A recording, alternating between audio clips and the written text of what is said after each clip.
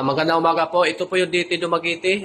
Printer po dito ay ginagamit ng 6 na araw na may total na 98 meters.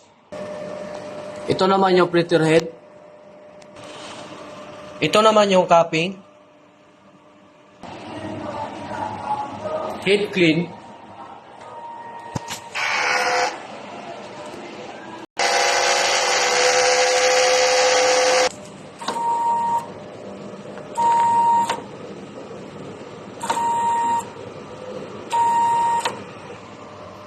Punasan ng wiper pagkatapos mag-clean.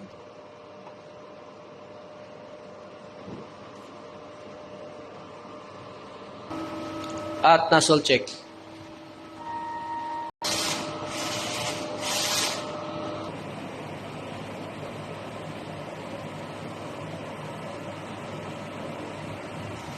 Andito na po yung ink tank system. Yung ink po is sakto lang.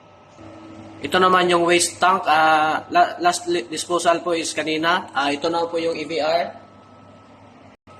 Ground wire. Ito naman yung printer daily checklist.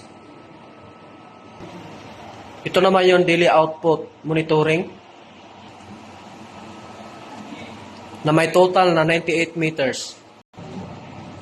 Sa consumable monitoring naman po, wala po ako nakusunasayan. Ganun din po sa magenta, yellow, black.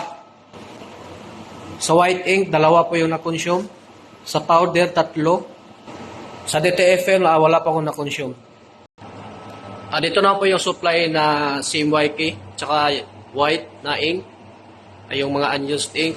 Dito na po yung mga used powder, used cleaning solution. Dito na po yung stock ko na powder at media.